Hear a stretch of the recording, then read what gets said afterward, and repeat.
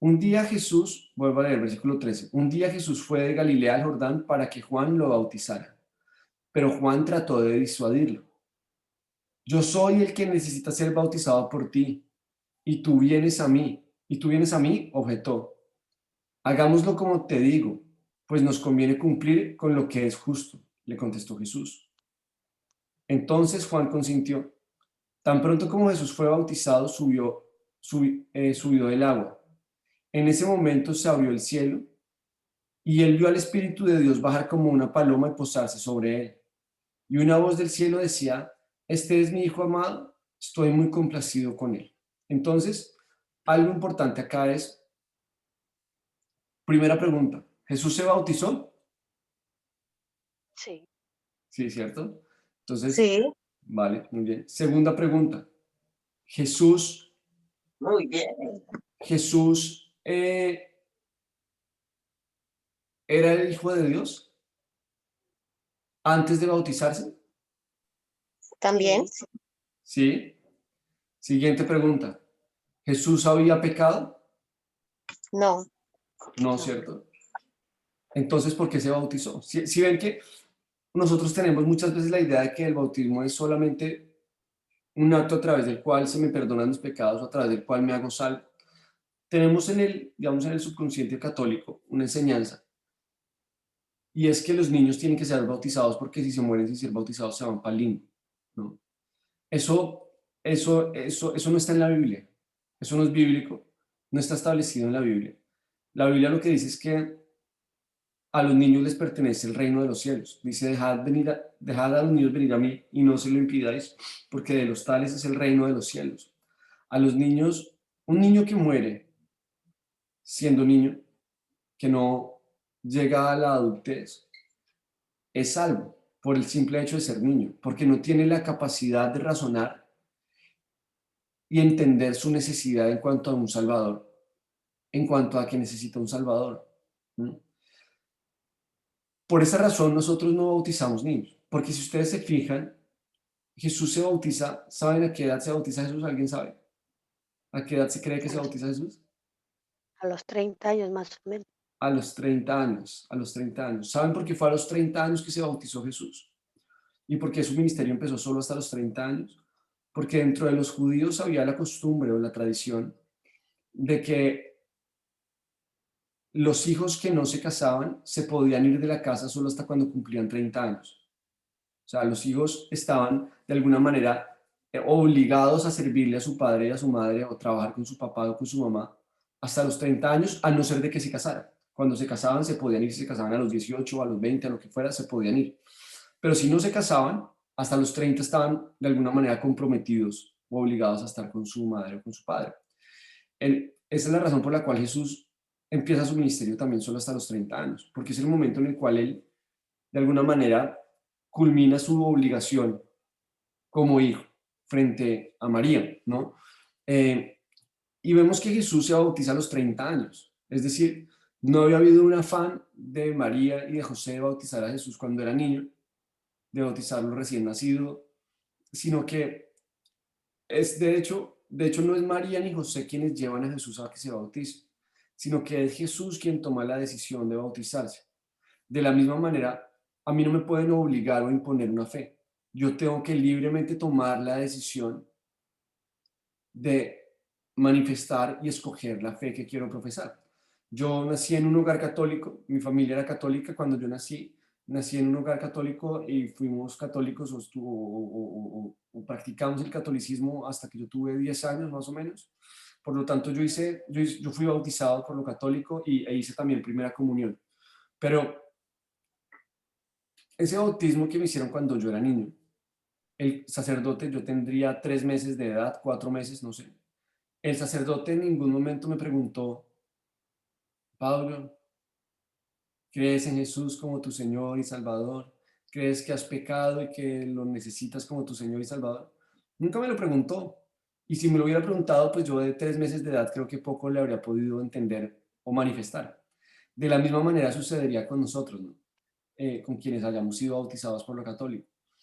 Por eso, por eso nosotros creemos en que el bautismo se debe hacer en un momento en el cual la persona tiene la suficiente edad para tener conciencia frente al acto que está haciendo, para tener conciencia frente a lo que va a hacer y a lo que está haciendo.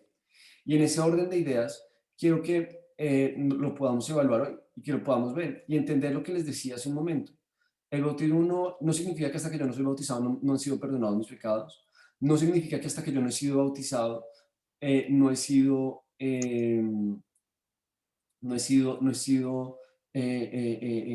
hijo de Dios o que no puedo ser hijo de Dios, porque soy hijo de Dios cuando creo y recibo, ¿vale? Entonces, quiero que veamos lo siguiente. Esperen un segundo que voy a compartir nuevamente la otra presentación. Entonces, volvamos a la definición que estábamos dando de qué es el bautismo. El bautismo en agua es un símbolo visible, ¿cierto? Es una manifestación visible y externa de algo interno que ocurrió en nuestra vida. La limpieza de pecados por la sangre de Jesús es, de alguna manera, un símbolo a través del cual estamos manifestando expresamente que no hay ya nada mal o no hay, o el pecado ya no gobierna nuestras vidas. ¿Por qué Jesús se bautiza? Si Jesús no había pecado. Porque Jesús no está representando la limpieza de su vida por la sangre de él mismo, ¿no? ¿Por qué Jesús se bautiza? Jesús se bautiza también, y esto es otra cosa importante, dentro del judaísmo vamos a ver que en el Antiguo Testamento no había una instrucción clara frente al bautismo, no había una instrucción clara frente a los niños o las personas tienen que ser bautizadas, pero sí había una serie de eh, eh, obligaciones que tenía que cumplir cada persona que iba a ejercer el rol de sacerdote, ¿vale?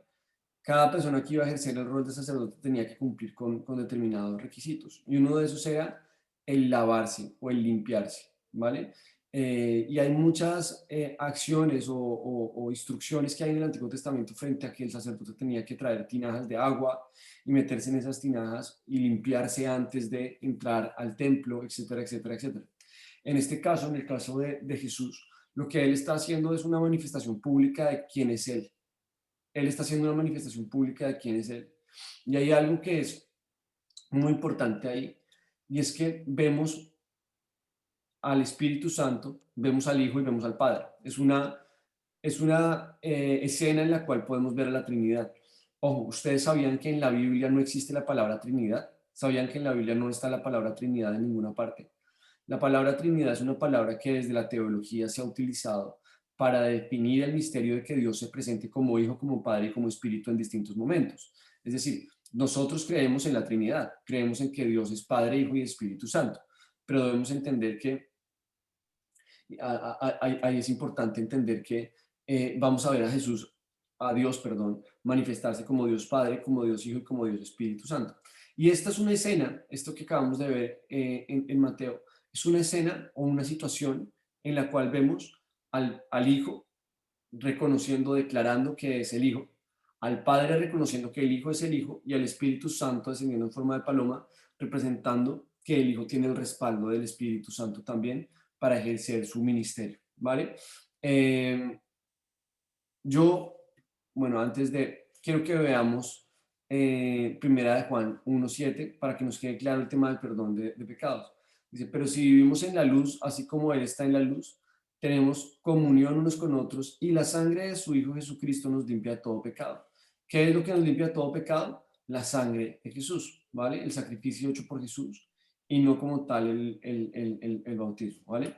Entonces, ¿el bautismo qué es? Una manifestación pública de mi fe, una manifestación pública a través de la cual yo estoy reconociendo, declarando que soy un hijo de Dios, que yo le pertenezco a Dios, que Dios es mi Señor, ¿vale? ¿Qué se requiere para ser bautizado? ¿Qué se requiere para ser bautizado? Hay una historia en la Biblia que es una historia de un personaje que se llamaba Felipe, ¿vale? Cuenta la Biblia que Felipe iba caminando y de repente se encontró con un funcionario de Samaria, perdón, con un funcionario eunuco que estaba al servicio de la reina, se encuentra con él y este hombre estaba leyendo el Antiguo Testamento, estaba leyendo una de las profecías. Y entonces Felipe le dice, ¿entiende usted lo que está leyendo? Y entonces él le dice, no entiendo nada de lo que me está diciendo, pero es que si nadie me lo ha explicado, no puedo entenderlo. ¿no? Y entonces Felipe le dice, bueno, se sienta con él y le empieza a explicar en qué consiste la Biblia, le empieza a explicar lo que Jesús hizo por él, ta, ta, ta, ta, ta, ta, ta. Y al final de esto, este funcionario le dice a Felipe, ahí hay un poco de agua, ¿qué impide que yo sea bautizado? Felipe le dice, no lo impide nada, y se bajaron y el hombre fue bautizado en ese momento. ¿Por qué les cuento esta historia? ¿Por qué les traigo esa historia que aparece, que está en Hechos de los Apóstoles? Porque para ser bautizado yo creo que lo que se requiere es entender la fe, entender lo que yo voy a hacer. No hacerlo por quedar bien frente a otros, no hacerlo porque de repente quiero que los otros me vean, no hacerlo porque de repente quiero que otros digan, por cumplir una obligación social, ¿no? Que el bautismo muchas veces es una obligación social, ¿no? Cuando éramos niños era una obligación del niño, toca bautizarlo y toca hacer la fiesta del bautismo y eso todo el mundo la pasaba bueno, pero el niño nunca se enteraba de lo que había pasado porque era un bebé que no entendía nada, ¿no? Entonces, el bautismo es una manifestación pública de mi fe. Y para hacer una manifestación pública de mi fe tengo que entender en qué creo. ¿Y qué creemos? Creemos que Jesús es el Hijo de Dios, creemos que nosotros hemos pecado, que el pecado nos aparta de Dios. Pero creemos y entendemos que cuando nosotros hemos decidido recibir a Jesús como nuestro Señor y Salvador, hemos recibido el perdón de nuestros pecados, ¿vale? En eso consiste el bautismo. ¿Cómo hacemos los bautismos nosotros? ¿Cómo hacemos los bautismos nosotros en nuestra iglesia? Antes de entrar a cómo lo hacemos, me gustaría saber si alguien tiene preguntas, dudas, inquietudes frente al tema. O si estamos claros. Vale. Entonces, ¿cómo hacemos el bautismo en nuestra iglesia? Lo primero, si tú te has bautizado en otra iglesia cristiana, en otra iglesia evangélica, no vemos obligación en que te bautices por nuestra iglesia. O sea, no es una iglesia la que tiene el monopolio del bautismo. No solo vale el bautizo de Casa Roca. No, eso no es así. Lo que vale es, o lo que importa realmente en el bautismo es que tú lo hayas hecho siendo consciente de lo que estabas haciendo, entendiendo y siendo consciente de lo que estabas haciendo. ¿Me puedo bautizar más de una vez? Sí, en la Biblia no hay ningún impedimento, no hay nada que lo impida. En la Biblia no hay nada que diga que alguien no puede hacerlo más de una vez. Ahora, ¿qué es lo que sí creo? Bueno, yo creo que no se trata de poner en el bautismo mi fe, ¿no? En el método, de creer que el día que me bautice ese día, uy, me voy a volver a bautizar a ver si ahora sí me convierto. No, no es porque yo me bautizo que me convierto en hijo de Dios, porque creo y recibo y porque me apropio de esa identidad que Dios me da, ¿no? Entonces, ¿cómo hacemos nosotros los bautizos? Bueno, el requisito que tenemos nosotros en nuestra iglesia para ser bautizado, para bautizarse por medio de nuestra iglesia, es haber hecho este curso de ADN. ¿Por qué? Porque creemos que es el curso básico en el cual vamos a compartirte en qué creemos, cuál es nuestra fe, y nos vamos a asegurar de que la persona que va a ser bautizada entienda y tenga claro qué significa ser un hijo de Dios y por qué se va a bautizar. ¿Vale? En cuanto a la logística de los bautizos, bueno, no conozco mucho el detalle de cómo lo manejan en Madrid. En principio, muy seguramente ahora que entre un poco el verano y el calor, se agendarán bautizos. Normalmente se hacen los bautizos siempre el día de ayuno, ¿vale? Pero hoy en día, como no nos estamos congregando físicamente, sino virtualmente, los bautizos no se hacen en el día de ayuno porque no nos estamos reuniendo. Entonces, muy probablemente en junio, julio, estamos por definirlo, haremos los bautizos de Madrid y de Barcelona en un día de ayuno, en el ayuno de junio o en el ayuno de julio. ¿Qué se necesita para bautizarse? Bueno, estar pendientes cuando abramos la inscripción para que te puedas apuntar, para que puedas decir, yo me quiero bautizar. De hecho, si alguno de ustedes quisiera de una vez apuntarse y decir, a mí me gustaría bautizarme, puede decírmelo ahora mismo y así, o decírmelo por WhatsApp, tampoco tiene que ser aquí enfrente de todos, como quieran.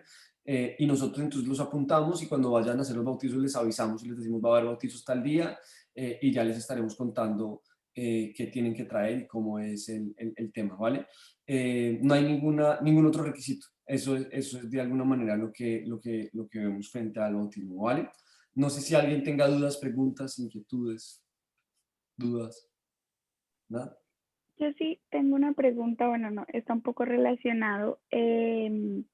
Porque hay que o sea, para casarse hay que bautizarse también. Es una pregunta tanto para Casa Roca como en general. Sí, nosotros lo tenemos dentro de los requisitos para celebrar un matrimonio cristiano. ¿Por qué? No porque la Biblia diga para casarse tiene que estar bautizado, no, en la Biblia no dice en ninguna parte de eso. Es más porque muchas veces vienen personas y nos dicen, yo quiero que tú me cases, yo quiero que me case, yo quiero casarme en esta iglesia. Y entonces la gente a veces tiene la idea de que me case el pastor es simplemente que mi matrimonio va a ir bien porque me casó tal pastor. Y realmente lo que nosotros queremos es que el matrimonio sea de bendición. Y el que el matrimonio sea de bendición no va a depender de quién haga el matrimonio, sino de en qué creen quienes se están casando. ¿Mm? Entonces, si quienes se están casando tienen clara su fe, muy probablemente han entendido la importancia del bautismo. Y por eso nosotros decimos, bueno, está bautizado, quiere decir que esta persona ha entendido su fe y tiene claro en qué cree, ¿no? Es un poco por eso, ¿vale? Que lo tenemos nosotros, ¿vale? Ok, De gracias. hecho, miren que en la iglesia primitiva, en la iglesia de Hechos de los Apóstoles, cuando Jesús se va y cuando empiezan los discípulos a construir de alguna manera lo que fue la primera comunidad de creyentes, se consideraba que las personas hacían parte de la iglesia cuando habían sido bautizadas. Se consideraba que la persona empezaba a ser parte de la comunidad en el momento en que la persona era bautizada, porque había un tema muy fuerte y es que la iglesia empezó a ser perseguida, ¿no? Los creyentes empezaron a ser perseguidos. Y bautizarse era un acto no solo de fe, sino de valentía, de coraje, de decir, voy a hacer público que soy cristiano, ¿no? Y eso requiere también de alguna manera entender que el bautismo es una manifestación de valentía, de decir yo he decidido creer en Jesús como mi Señor y Salvador y quiero que el mundo lo sepa, o sea, y no me importa lo que pase, quiero que todos lo sepan, ¿vale? Es por eso que también para el matrimonio, de alguna manera, los pasos siempre que una pareja se va a casar, las primeras dos preguntas es, ¿ya hiciste ADN? Y son bautizadas las dos personas, y con base en eso, pues, avanzamos, ¿vale? Listo, no sé si alguien más tenga otra pregunta. Vamos a pasar a la siguiente lección. Aquí.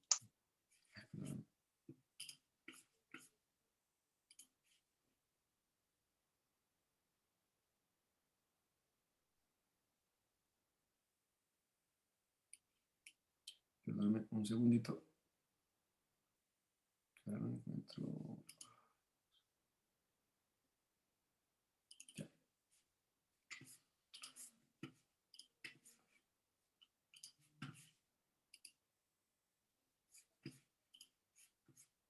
Vale. Entonces vamos a pasar a la siguiente lección, que es la cena del Señor. ¿Vale? ¿Qué es la cena? ¿Qué es la cena del Señor? ¿Qué es lo que hacemos en el momento de la cena del Señor? Y ahí quiero que leamos 1 Corintios 11, 23, 26, que lo tenemos aquí en pantalla.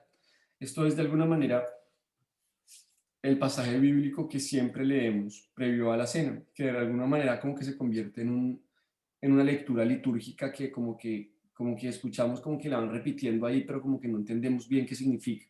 Yo quiero que podamos entender qué significa, ¿vale? Dice, 1 Corintios, ay, perdón,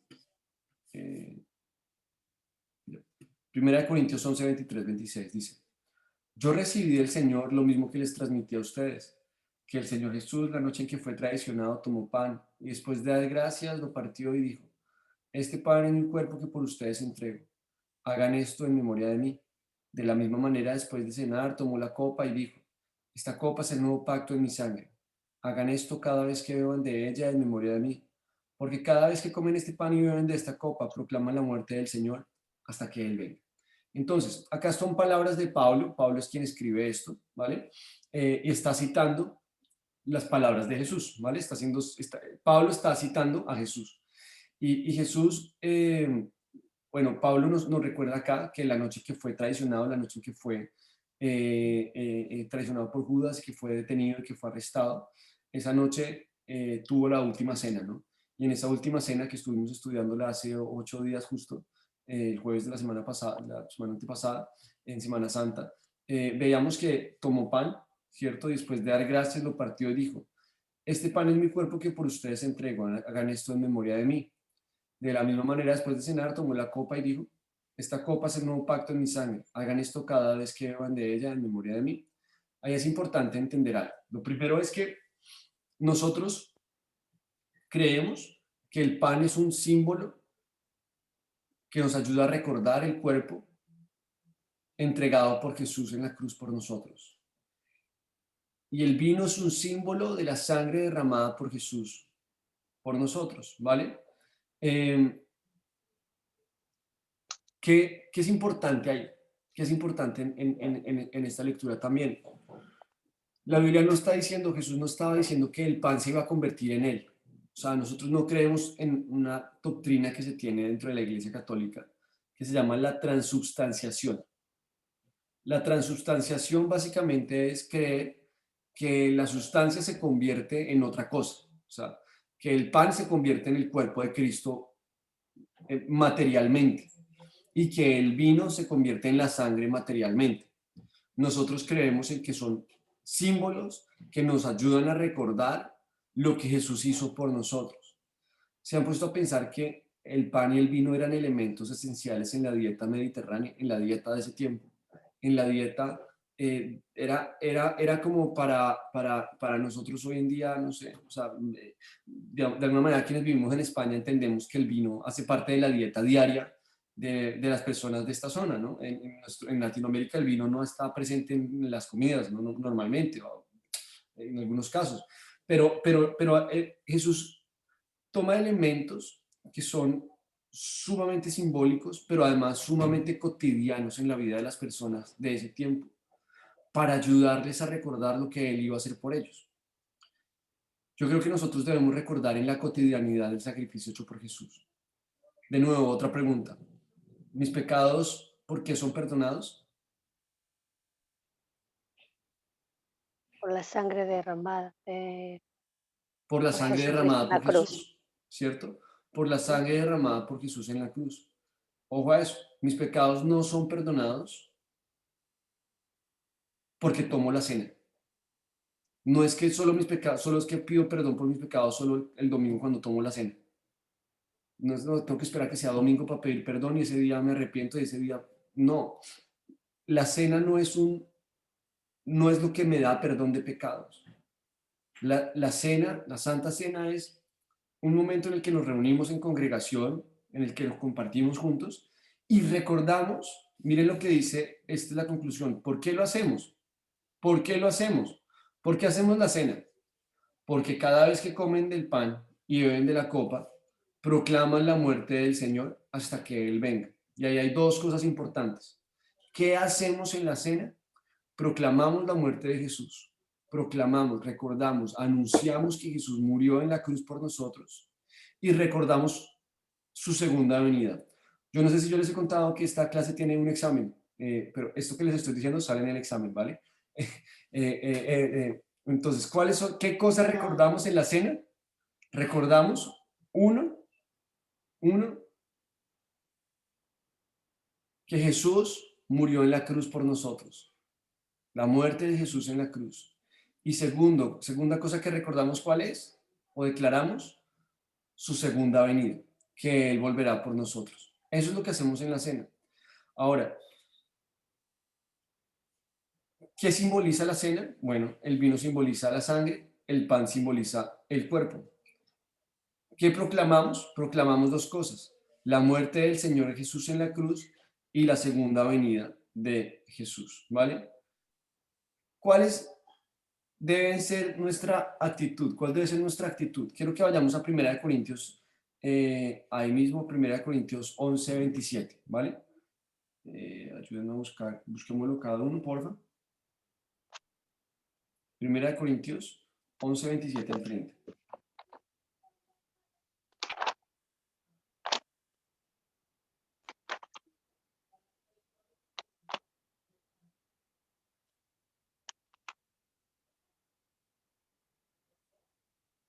Primera de Corintios 11, 27. Dice, por lo tanto, esto es lo que viene a continuación de lo que acabamos de leer. Dice, por lo tanto, cualquiera que coma el pan o beba de la copa del Señor de manera indigna, será culpable de pecar contra el cuerpo y la sangre del Señor. Así que cada uno debe examinarse a sí mismo antes de comer el pan y beber de la copa, porque el que come y bebe sin discernir su cuerpo, come y bebe su propia condena. Por eso hay entre ustedes muchos débiles y enfermos, e incluso varios han muerto. Entonces, hay una instrucción de Pablo. Pablo le escribe acá a una iglesia que es la iglesia de Corinto, ¿vale? Quienes pertenecían a esa iglesia, el gentilicio de la gente de Corinto era corintios, ¿vale? Entonces, Pablo le escribe a estas personas y les escribe porque las reuniones de ellos se habían convertido en que el momento de la cena se había convertido en una parranda. Y se volvía, se emborrachaban con la cena, mejor dicho. Entonces Pablo les está llamando al orden y les está diciendo, recuerden lo que hacemos en la cena, recuerden que no es cualquier cosa, recuerden que en la cena lo que estamos haciendo es recordando la muerte de Cristo en la cruz y proclamando su segunda venida. Entonces les dice, no podemos tomar la cena de manera indigna, no podemos tomar la cena de manera indigna. ¿Qué significa tomar la cena de manera indigna? Básicamente, no tener claro qué estamos haciendo, no tener claro el que lo que estamos haciendo es proclamando la segunda venida de Jesús, que lo que estamos haciendo es proclamando que Él es nuestro Señor, que Él va delante nuestro y que Él tiene el control dentro de lo que estamos viviendo. La cena no implica que solamente a través de ella tengo perdón de pecados, pero la cena es una oportunidad importantísima en mi relación diaria con Dios para pedirle guía y para pedir perdón también, para perdonar, para que en ese momento yo me ponga cuentas con Dios. Y así si yo tomo la cena de manera digna, entonces piense que cuáles son las consecuencias y cuáles serían entonces los beneficios de tomar la cena. Hay unas consecuencias que nos enumera Pablo acá. Dice, hay debilidad, hay enfermedad y hay muerte. Por lo tanto, si yo tomo la cena de manera digna, voy a tener fortaleza, sanidad y vida. El momento de la cena, si yo lo hago de manera digna, ¿cierto? Si yo tengo claro lo que estoy haciendo, recordando lo que Dios ha hecho por mí, lo que Jesús hizo por mí en la cruz, proclamando su segunda venida, poniéndome a cuentas con Él, voy a recibir fortaleza, sanidad y vida muchas veces, ¿no? Y yo conozco casos de personas que en el tiempo de la cena del Señor han sido sanadas de algún tipo de enfermedad, sin necesidad de que haya venido alguien a poner las manos en la cabeza o sin necesidad de que haya sucedido algo, sino que en ese momento es un momento especial para ponernos a cuentas con Dios, ¿vale? Porque muchas veces hay enfermedades que vienen porque las somatizamos por causa del estrés, por causa de la ansiedad, por causa de distintas cosas. Y necesitamos aprender a decir, Dios, yo decido perdonar, ¿no? Yo decido sanar mi corazón en el momento de la cena. Y muchas veces porque yo perdono, empiezo a quitarme una carga encima que a veces termina liberándome de la misma enfermedad, ¿no? Dígame la verdad, si uno que cuando uno está estresado porque tiene un problema con alguien, a veces le empieza a dar dolor de cabeza, le empieza a dar, no quiere uno comer o le quita el sueño, tal. Y cuando uno logra perdonar, se quita una carga tan grande que es como si se hubiera sanado de esa enfermedad también, ¿no? Y hay muchas enfermedades que son consecuencia de la falta de perdón en nuestro corazón. Por eso si nosotros decidimos tomar la cena de manera digna, vamos a poder experimentar muchas veces estos beneficios, ¿vale? Sigamos. ¿Preguntas hasta ahí? Ahí cerramos la lección de la cena. No sé si alguien tiene alguna pregunta. Sí, yo quería saber, yo he escuchado a algunas personas que dicen que el pan, sé que no, como están diciendo, hay que ser religiosos, pero sí es verdad que se siguen costumbres y que el pan que ellos utilizaban era un pan sin levadura, porque Ujú. nosotros cogemos cualquier pan o cualquier galleta o cosas, y no aplicamos realmente lo que ellos hacían Mm. en Sí, no, esto. vale, vale. Realmente, ¿qué pasa? Que la última cena se da en un contexto en el cual venía la Pascua, ¿vale? Mm, Recordemos que la Pascua era una celebración judía en la cual se recordaba la liberación de sí, Egipto, ¿vale? Se recordaba las pestes, se recordaba el momento en el cual había llegado la plaga que había hecho que murieran los hijos primogénitos y que después entonces el faraón había decidido dejarlos salir a los israelitas de Egipto. Y eso es lo que celebran los judíos y ese es el origen de la Pascua, ¿vale? no es la de los conejos de Pascua, ¿vale? El origen de la Pascua es esa celebración. Y Jesús era judío, y previo a la Pascua, los judíos comían pan sin levadura. No podían, comían dentro de su tradición, no comían pan que no tuviera levadura. Y por eso en ese contexto, en esa fecha en concreto, ellos comen un pan sin levadura. Pero no es que los judíos solo comieran pan sin levadura, sino que en ese contexto y en ese momento en específico sucedía eso, ¿vale? No hay un protocolo establecido en cuanto a qué tipo de pan y qué tipo de vino tiene que ser. Si se fijan hoy en día, pues tener un vino como el vino que tomaba Jesús en ese tiempo, de la misma cepa, la misma uva, pues va a ser imposible, ¿no? Y entonces ahí entra mucho el debate de qué tipo de vino entonces tiene que ser. Tiene que ser un vino que sea moscatel, tiene que ser un vino que sea sin alcohol, con alcohol, ¿cierto? ¿Yo qué creo? Yo creo que Jesús tomó vino, o sea, que era vino y que era vino con alcohol, ¿vale? O sea, que no era vino, que era vino, era uva fermentada, o sea, no sé si se acuerdan, en Colombia Zumo de había en una época una cosa que se llamaba tang, no era un tang de uva que habían rendido con agua y ya está, era vino, ¿vale? Entonces por eso nosotros tomamos vino, o sea, en la cena del Señor, por eso usamos vino, vino. ¿Qué tipo de vino? Vino, el fruto de la uva. La definición de vino es el fruto de la uva que es puesto a fermentar y que se obtiene de esa manera, ¿no? ¿Y qué tipo de pan?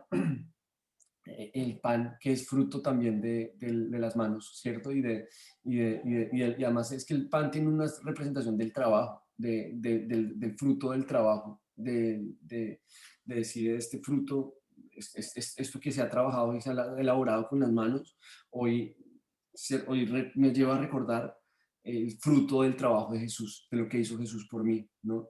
Entonces, no hay un establecimiento dentro de la palabra como tal, dentro de la Biblia, en la cual se determine qué tipo de pan o qué tipo de vino tenía que ser, ¿no?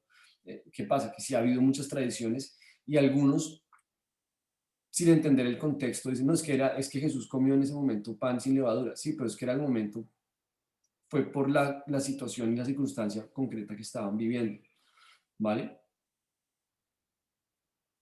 No sé si más o menos te explico yo. sí, bueno, no sé si está bien, sino que me vienen a la mente otras cosas, por ejemplo, cuando hablaba del vino, que yo, por ejemplo, estaba en alguna otra congregación antes presencialmente, donde no cogían vino, sino solo un zumo de uva, no sé si era natural o no, pero porque podía haber personas, de hecho conocí a una señora que había salido de problemas de alcohol.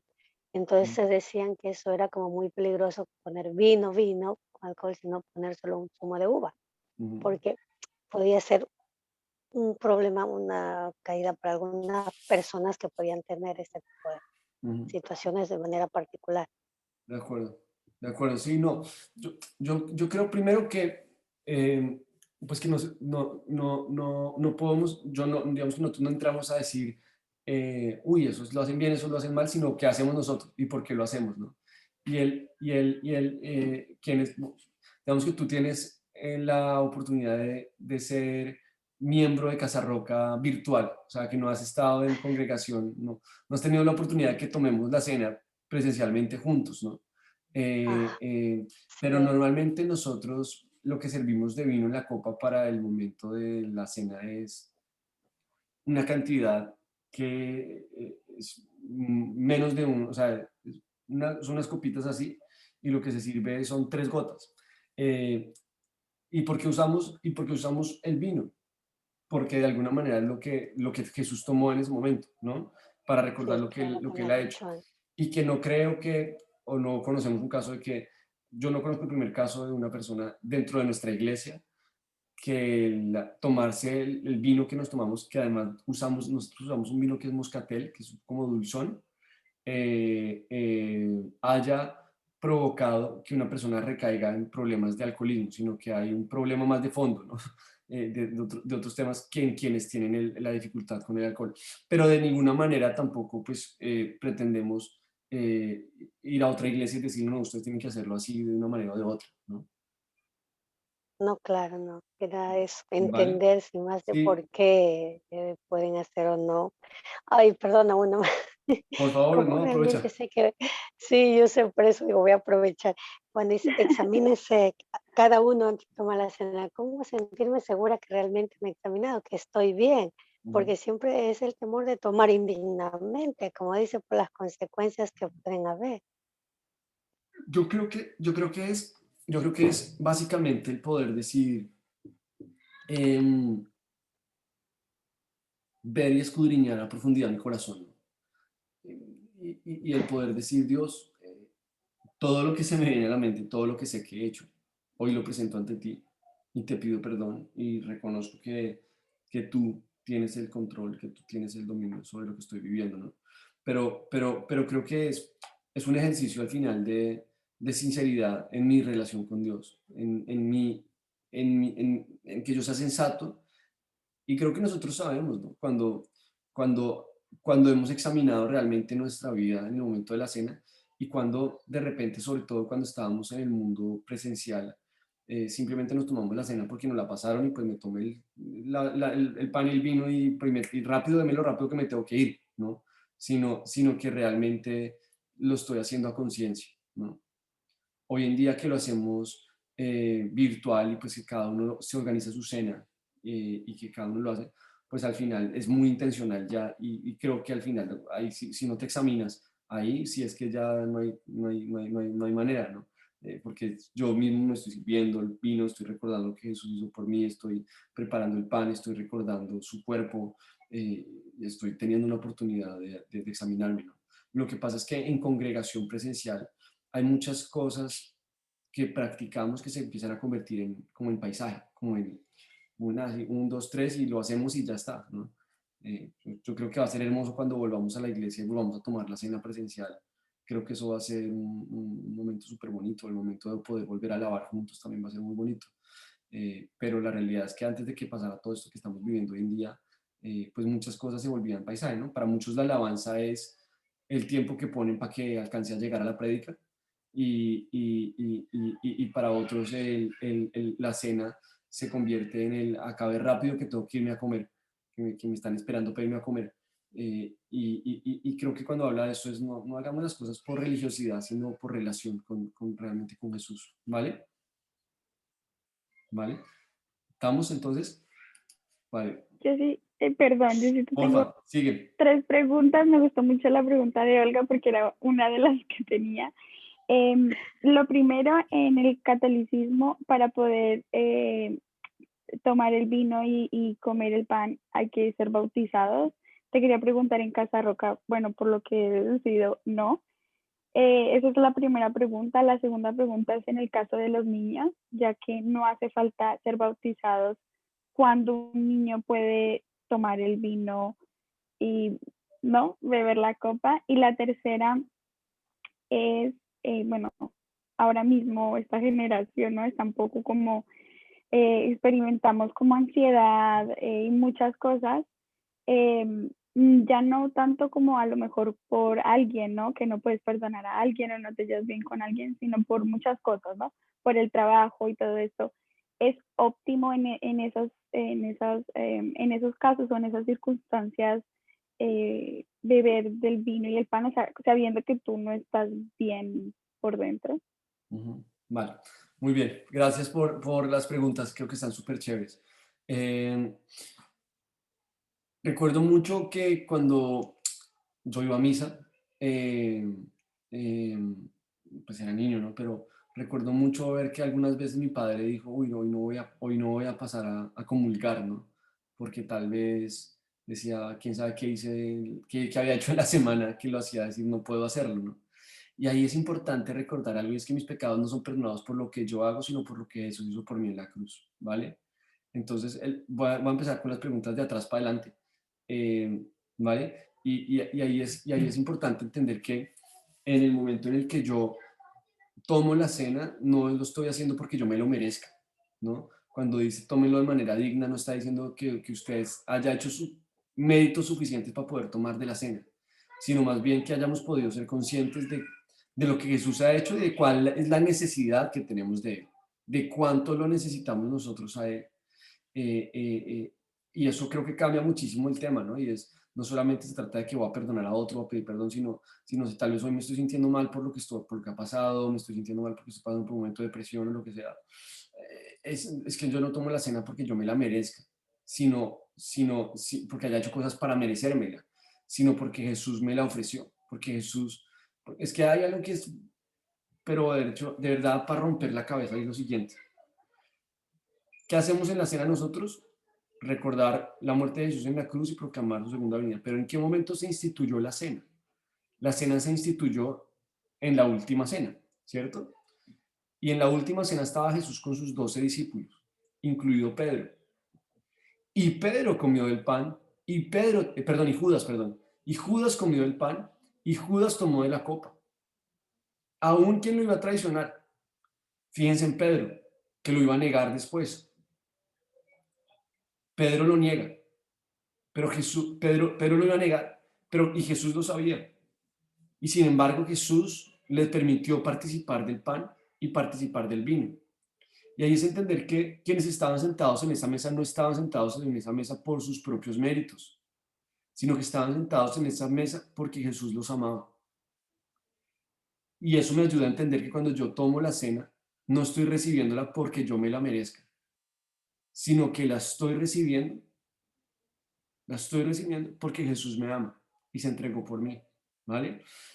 Con respecto al tema de los niños, nosotros no tenemos en la iglesia quienes han ido a la iglesia saben, no tenemos un listado en el cual decimos usted sí puede, usted no puede, usted sí puede, usted no puede, sino que lo dejamos a criterio del creyente, ¿sí?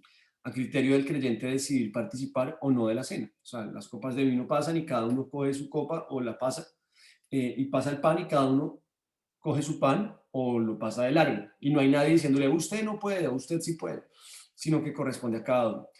Nosotros por temas básicos no permitimos el ingreso normalmente al auditorio o al templo. A mí me gusta decir auditorio porque realmente no es un templo, porque la Biblia del templo, la Biblia de la palabra templo era exclusiva para un lugar que había sido construido bajo las normas y las medidas que Dios había dado. Por eso el templo creo que hoy en día no existe, creo que existen auditorios en los cuales nos reunimos, ¿no? Pero le ponemos como un misticismo y creemos que ahí está encerrado Dios en ese auditorio. Realmente es un auditorio, pero bueno, eso es otro tema. Pero creo que nosotros como iglesia ofrecemos Roca Kids, ¿no?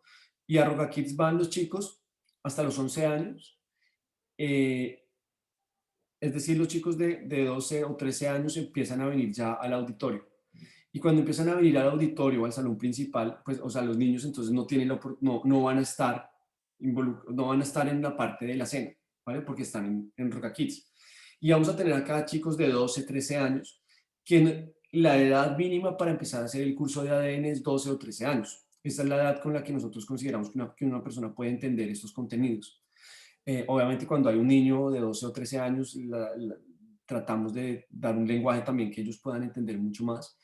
Pero lo que nosotros aconsejamos normalmente es toma la cena cuando entiendes lo que vas a hacer, ¿vale? Cuando hayas aprendido, hayas entendido en lo que consiste.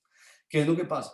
Que los niños que vienen de Roca Kids y llegan al auditorio no llegan en blanco, sino que llegan después de haber estado muchos años aprendiendo todas estas cosas. Y muy probablemente cuando llegan al auditorio ya saben y entienden en qué es la cena y cómo se toma y cómo la practicamos, ¿vale? Y por último, con respecto a la primera pregunta que me hacías, que creo que se me está escapando, pero era sobre el tema de confesarnos. Sí, no, la primera era sobre el bautismo, o sea, Así es, tengo que estar bautizado para tomar la cena. Y no, sí, no, y no tienes que estar bautizado para tomar la cena. Tú puedes tomar la cena y después ser bautizado, ¿no? ¿Qué es lo que creo que es importante? Que no le hagamos las cosas por tradición, ni porque los demás lo hacen, sino porque discernimos, porque entendemos qué es lo que estamos haciendo en ese momento, ¿vale? Que en eso creo que coincidimos con la Iglesia Católica, ¿no? Fíjense que la Iglesia Católica, la primera vez que una persona, la primera comunión es la primera vez que una persona va a participar de la cena, ¿no? Dentro de la tradición católica. Y para la primera comunión, pues hay un proceso en el cual se le enseña a la persona qué es lo que se va a hacer ahí. Ahora, Que uno puso atención o no puso atención es otro tema. Pero creo que en eso coincidimos en que creemos que es importante que la persona entienda lo que está haciendo. Pero que yo como pastor no soy quien para determinar quién lo ha entendido y quién no, sino que lo dejamos a criterio del creyente, ¿vale? Vale, No sé si con esto gracias. estamos. Hay un Sí, punto súper. que se desprende de las preguntas de Angie, que me gustaría aclarar también, es el tema de confesarnos, ¿no? El tema de que a veces uno creía, no puedo tomar, uno decía, no participo, no voy a comulgar porque no me he confesado, no he ido a confesarme esta semana, ¿no? Y ahí hay algo importante y es, acuérdense que nosotros a quién le tenemos que confesar nuestros pecados, a Dios. A quien yo le tengo que confesar mis pecados es a quien me los perdona. Y no es un pastor quien perdona mis pecados, no es otro ser humano quien puede perdonar mis pecados, sino que es Dios. Por lo tanto, ese momento de la cena es un buen momento de alguna manera para también reconocer mis pecados ante Dios, confesarle mis pecados a Dios y pedirle perdón por aquello que he hecho. Pero entendiendo que no hay bíblicamente no hay un procedimiento de no, tienes que haber ido a hablar con el pastor antes de tomar la cena. No es así. ¿Vale? ¿Listo? No sé cómo lo ven. No sé si Edison o Laura tengan alguna pregunta. ¿Estamos? Vale, Estamos bien. vale, muy bien. Vamos a pasar a la lección número 15. Voy a hablarles un poquitito de estas lecciones muy cortita sobre qué es la iglesia, en qué consiste, qué es la iglesia. La iglesia viene de la palabra eclesia, y la palabra eclesia significa reunión o asamblea. Esta lección la damos básicamente con el propósito de compartir y entender que la iglesia no es una marca, que la iglesia no es Casa Roca, la iglesia es la suma de personas que compartimos una fe. Es decir, hay distintas congregaciones, distintos lugares donde nos reunimos, ¿vale? Pero somos una sola iglesia, somos una sola comunidad, somos una sola asamblea. Y quiero que veamos eso ahí, es Casa Roca no es la única ni la mejor de las iglesias, es una comunidad de personas que pertenece a una comunidad gigantesca a nivel mundial de personas que creemos en Dios, de distintas iglesias, de distintos, que creemos en Jesús como nuestro Señor y Salvador, que lo hemos recibido y que creemos todo esto que estamos compartiendo. La iglesia, como les decía, significa asamblea. La iglesia no es un lugar, la iglesia no es un edificio, la iglesia no es una marca, la iglesia tampoco es un edificio, no es un lugar. A veces hablamos de la iglesia y consideramos que la iglesia es un edificio, es un lugar. La iglesia realmente somos nosotros. La Biblia habla de que somos piedras vivas, de que somos piedras vivas que han sido llamadas a impactar la vida de otras personas. ¿Quién es la cabeza de la iglesia? ¿Quién es quien en la cabeza de la iglesia? Colosenses 1:18 dice que es Jesús. Hay una comparación en cuanto a la iglesia frente al cuerpo. Se dice que empieza a decir la palabra que la iglesia es como el cuerpo, que tiene distintos miembros y cada miembro tiene un propósito diferente.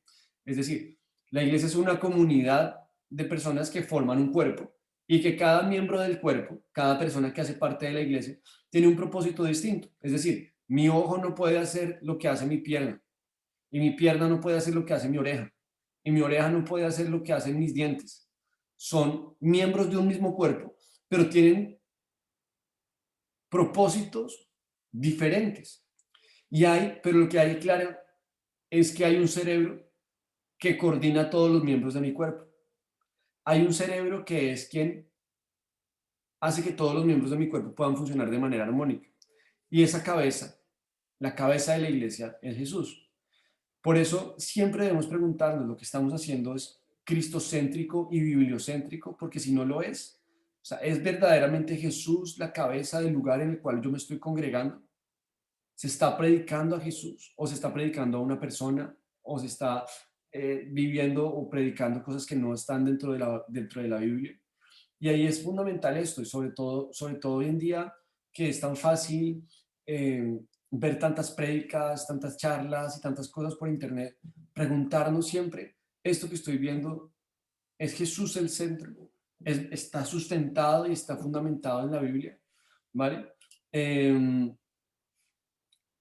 Hay de alguna manera más que una responsabilidad, es unas expectativas. Es cuando tú haces parte de una comunidad, eso es como cuando uno pertenece a una casa, ¿no? Cuando uno está en una casa, uno le dice a su hijo en la casa, aquí hay unas tareas y aquí cada uno tiene que participar en esas tareas, ¿no? Y hay unas, de alguna manera, responsabilidades para, cuando decides pertenecer a una comunidad. La primera es asistir, hacer parte, sumar, hacer parte dentro de lo que estás haciendo. La siguiente es orar por la iglesia y orar por otras personas, orar por los demás, que creo que es algo que hacemos como iglesia todos los días. Apoyar materialmente y apoyar físicamente lo que estamos haciendo. Apoyar a otros, sumar dentro de lo que estamos haciendo. Y por último, decidir servir, servir y ayudar a otras personas. Nosotros también tenemos como requisito para empezar a servir en la iglesia el que las personas hayan hecho este curso de ADN, porque se trata de servir entendiendo a quién le estamos sirviendo y por qué le estamos sirviendo dentro de la iglesia, ¿vale? ¿Estamos ahí claros? Vale, muy bien. Esta lección que se llama Señor y Dueño está muy relacionada con el tema del diezmo, que ya lo trabajamos y lo explicamos muy claramente cuando hablamos de las armas contra Satanás. Sin embargo, me parece chévere citar esta porción de 1 Crónicas 29, 11, 12. Dice, tuyo son, Señor, las grandezas y el poder, la gloria, la victoria y la majestad. Tuyo es todo cuanto hay en el cielo y en la tierra. Tuyo también es el reino y tú estás por encima de todo. De ti proceden las riquezas y el honor. Tú lo gobiernas todo. En tus manos están la fuerza y el poder, y eres tú quien engrandece y fortalece a todos. Esta palabra es para entender y recordar que Dios es el dueño de todo, que Él es el Señor de nuestras vidas, que Él es quien gobierna todo lo que nosotros vivimos, perdón, que Él es quien nos da el aire que respiramos hoy, que nos hace que nuestros músculos funcionen hoy para poder levantarnos, y que si nosotros decidimos entender eso, seguramente vamos a honrarlo a Él también y vamos a descansar en Él, ¿vale? Hablamos del tema del diezmo y la ofrenda, que ya lo hablamos, ya lo trabajamos, explicamos todo este tema, leímos Malaquías y lo pudimos entender. Entonces, con esto que acabo de compartirles hoy, chicos, terminamos nuestro curso, ¿vale? Con esto que la idea era hoy ya entonces hablar de el bautismo, hablar de la cena y hablar de la iglesia. Y con esto cerramos entonces nuestro curso. Hay un capítulo que les quiero recomendar que lean cada uno y que lo puedan estudiar, que lo puedan ir viendo cada uno en casa, que es la última lección, que es la que se llama Decisiones guiadas por Dios. Hagan de ese capítulo parte de su devocional de esta semana, ¿vale? Para que puedan guiarse y puedan decirle a Dios, yo quiero poder entender lo que tú estás haciendo por mí, quiero aprender a tomar decisiones guiado por ti en todo tiempo y en todo momento, ¿vale? Y con esto entonces cerramos nuestro curso. Muy bien, chicos, felicitaciones, ya terminamos. Juan Felipe Gracias. se subió a Colombia, por eso no está conectado, y bueno, los otros chicos de pronto no vieron el mensaje, no pudieron conectarse hoy, pero estamos listos. No sé si tiene alguien preguntas, dudas, inquietudes. Yo entendí que teníamos que leer algo, pero no sé qué es lo que hay que leer. Perdón, sí, ya, la última lección del material que les mandé por WhatsApp, Sí. ¿sí? ¿Te acuerdas? Sí, Que es la cartilla. Es Cartilla. que yo creo que la primera semana no estuve conectada, entonces no sé si lo Vale, recibí, no estaba en el ya lo grupo. reenvío, ya mismo lo reenvío por el grupo, espera un segundo.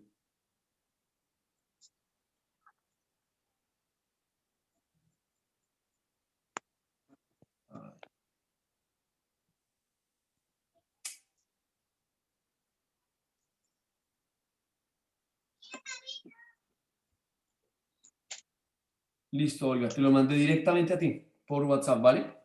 Entonces, Ah, no, les decía que les gracias. recomiendo un montón el que puedan estudiar y ver la lección número 18, que dice Decisiones guiadas por Dios, ¿vale? Está súper guay, súper chulo, pero ya es además un punto muy personal que me parece chévere que cada uno lo pueda ver ya en su intimidad, ¿vale? Con esto entonces Muy cerramos. bien. No sé si alguno tiene preguntas, dudas, comentarios, reclamos. Yo te quería preguntar acerca Pregúntale. del tema de la iglesia, lo que dijiste, por ejemplo, para ser parte de Roca Kids, hace falta, bueno, ADN también IBLI o solamente ADN o cómo se hace ahí porque te dices, está bueno servir, tenemos que servir, pero bueno, hay ciertas, ¿no? Cosas que debemos hacer antes, entonces me Sí, gustaría saber un poco sobre eso. sí, lo que pasa es que, bueno, el primer paso es hacer ADN. El segundo es estar bautizado. Ok, Y el tercero es diferente en Madrid que en Barcelona, por dos razones. La primera, porque en Barcelona somos todavía muy poquitos y no habíamos empezado el IBLI. Entonces no habría servidores si no tuviéramos IBLI. En Madrid, si no estoy mal, es requisito estar inscrito en el IBLI, estar haciendo el IBLI para poder empezar a ser servidor de la iglesia dentro de Madrid, ¿vale? Y ellos hacen unas convocatorias y ahí empiezan a poder generar el espacio, ¿vale? Pero ahí sí, ¿tú vas a algún grupo pequeño? no. ¿Vale? Bueno, otro consejo que les quiero dar, conéctense con grupos, con ministerios y con grupos pequeños, ¿vale? Conéctense con algún ministerio, con algún grupo pequeño, porque eso les va a ayudar muchísimo a seguir afianzando y arraigándose, ¿no? ¿Tú, pero algún grupo, algún ministerio vas o alguno, te has congregado alguno o no? Yo no. Tú no, vale. Y Yo sí preguntas, estoy en los grupos pequeños, estoy con Madrid, con Naidú. ¿tú estás con Naidu, Olga? Sí, Vale, buenísimo, qué sí. bendición, qué Y yo bendición. también quisiera servir y también ya estoy en los grupos pequeños. ¿En qué grupo pequeño estás tú? Estoy en el de Luz Marina, en el de Mujer Integral. De Barcelona. Barcelona, yo estoy en Barcelona, sí. Vale, buenísimo. Entonces, ¿tienes mi número? ¿Cierto? En Sí, el chat, ¿cierto? y ahí están en el chat. Vale, entonces mándame por favor un mensaje diciéndome, hola Pablo, yo ya hice ADN y quiero servir. Y entonces ya nos ponemos en contacto y ya coordinamos, ¿vale? Perfecto, vale, Listo, gracias. Laura. Angie, ¿tú cómo llegaste o cómo conociste la iglesia? ¿Cuánto tiempo llevas en la iglesia? Yo te lo conté al principio, es que yo llevo muchos años, pero yo vivía en Londres, he vivido los últimos 6 años. Entonces yo venía y viajaba, no sé, durante el fin de semana, iba el domingo a la prédica y después tenía que volver. Entonces realmente llevo muchos años, pero realmente ni estoy en grupos pequeños, ni estoy en el grupo de la alabanza, ni nada de eso. O sea, a estas alturas estoy haciendo ADN Ujú. ya llevando ya en Casa Roca, no sé, como unos 6 Vale. años. ¿Y te gustaría entonces conectarte con un grupo pequeño? Vale, Vale, entonces hagamos una cosa. Yo le voy a dar tus datos a los pastores de Madrid para ok, que ellos te conecten con un grupo pequeño, para que ellos te puedan ayudar a conectarte con un grupo pequeño, porque creo que eso te va a ayudar un montón, ¿vale? vale, Y, vale, y, y sobre todo que no te desconectes, sino que puedas seguir creciendo, me parece súper chévere. ok, gracias. Vale, Angie, súper. Edinson, Y es que yo tengo una duda, ¿no? Pues es que yo conozco muy poco. ¿Qué es Sibley? ¿qué me dijiste, perdón? ¿Qué es Sibley? ¿Qué es IBLI? Buena pregunta. El IBLI es el Instituto Bíblico y son 4 semestres que tenemos de estudio en los cuales damos clases de hermenéutica, de historia del cristianismo, de teología básica, administración del dinero, hogar cristiano, escatología. Vamos ya mucho más a conceptos mucho más profundos, digamos que ADN es un brochazo de lo básico, de alguna manera el kit de primeros auxilios. Ya el IBLI es entrar a un estudio que tenemos de 2 años, en el cual vamos a profundizar muchísimo ya en el tema, digamos, de los conceptos y de la fe, ¿no? Vas a aprender, ahí la persona va a aprender a predicar, la persona va a aprender a cómo leer la Biblia, a cómo va a conocer la historia de la Biblia, porque la Biblia es lo que tenemos, cómo se construyó, cómo llegamos ahí, historia del cristianismo 1, historia del cristianismo 2, vamos a ver bueno, un montón de materias que vemos de alguna manera dentro de ese plan de estudios que proponemos en el cual nos conectamos. Entonces, si alguno quisiera ser parte del Liblio o matricularse en el próximo semestre del Liblio que empezará en septiembre de este año, también nos lo hace saber a mí o por medio de su líder de grupo pequeño y ahí entonces van enterándose para que puedan matricularse o inscribirse en el IBLI. Las siglas IBLI lo que significan es Instituto Bíblico Integral, ¿vale? Lo estamos haciendo hoy en día virtual, por lo cual pues está guay también para Olga, ¿no? Que estás en Londres y que bueno, que Sí, más adelante podrías hacerlo también, ¿vale? sí. Listo. Aunque yo te digo una cosa, o sea, a mí me preocupa porque todo lo que describes, yo digo, es que yo no pienso que me voy a dedicar a predicar. Me gustaría conocer más de la Biblia, pero a mí predicar pues, me cuesta un montón, pero No, sí me claro, no, gustaría y saber mira que, y más. miren que el IBLI no, el propósito del IBLI no es formar, o sea, no es que el que hace el IBLI termina de pastor, no, No, no, no, no. es más un tiempo de enseñanza, de profundizar nuestra fe, ¿no? De que a veces nos preguntamos, uy, pero la Biblia, ¿será que la Biblia fue que alguien cogió y la organizó así para hacernos, para manipularnos? Y entonces entramos a estudiar el por qué la Biblia es eso, es lo que tenemos, ¿no? Cómo se ha sustentado. Entramos a una profundidad grande y amplia dentro del estudio bíblico, ¿vale?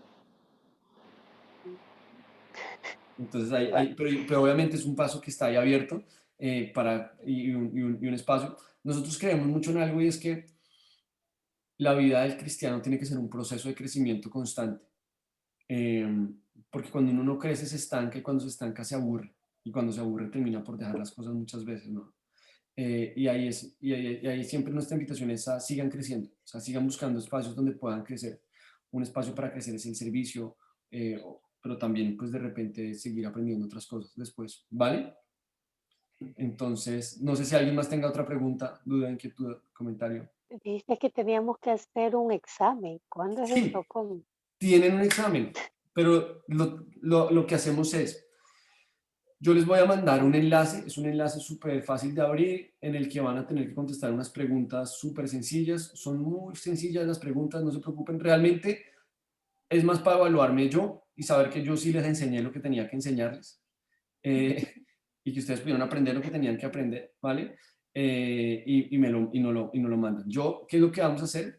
Yo les voy a mandar el enlace del examen por WhatsApp ahora mismo. Cuando terminemos la clase les mando el enlace y ustedes tienen para contestar el examen hasta el próximo sábado, ¿vale? Pueden escoger haciendo el examen no se van a demorar más de 15 minutos o más de 20 minutos, no se demoran. Y tienen toda la semana para abrir el enlace y mandarlo, ¿vale? Y contestarlo y mandármelo, ¿vale? Eh, Mm, y con eso cerramos sí. entonces nuestro curso, ¿vale? Yo quisiera, antes de terminar, no sé si alguien más tenga alguna pregunta. Yo una pregunta rápida. ¿Esta Sí. sesión está siendo grabada? ¿Dónde podemos ver las grabaciones? ¿Solamente ha sido esta sesión la que ha sido grabada? Porque no está en nuestras clases, entonces para saber Creo que ha si habido un par están de ahí. sesiones más que hemos grabado. Déjame, yo reviso y también les mando los enlaces esta semana Perfecto. por el grupo para que puedan verlas. Lo que hacemos es que las subimos en privado por YouTube para que ustedes Vale, puedan verlas ahí. ¿Vale? vale. Entonces, ¿estamos listos? Vale. ¿Les parece si oramos para cerrar? Yo, antes de orar, darle las gracias por perseverar, por estar acá. De verdad que me encanta. Esto es una de las cosas que más me gusta de mi trabajo, es dar este curso, porque creo que al final se trata de poder entender nuestra fe. Y espero que hayamos podido crecer y hayamos podido entender lo que Dios está haciendo en nuestras vidas y que podamos entender que cada cosa que hacemos, ¿vale? Entonces, si les parece, vamos a orar. Y con esto ¿Puedo cerramos. preguntar algo? Sí, claro que sí, Olga. Perdón, que me ha venido algo a la mente. Perdón.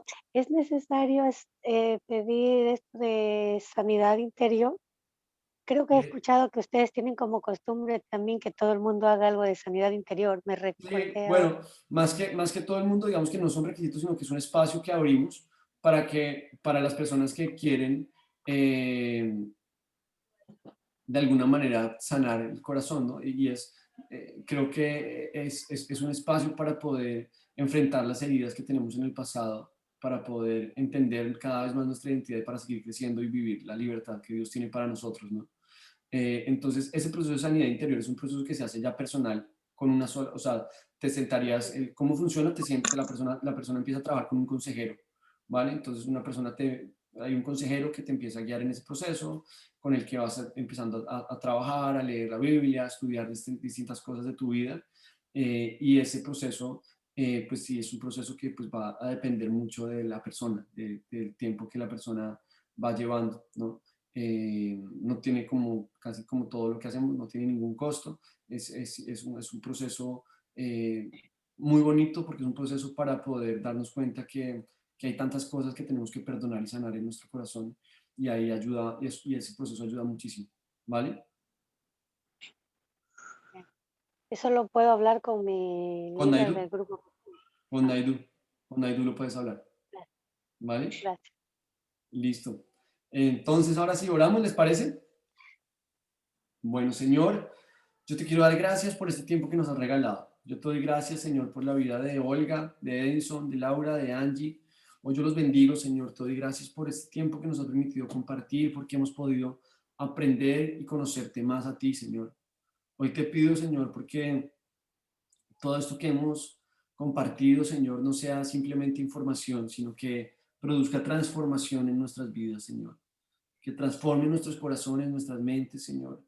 Y hoy queremos tomar la decisión, Jesús, de honrarte a ti y de seguir los pasos que tú tienes para nosotros en todo momento, Señor. Gracias por este tiempo, Señor.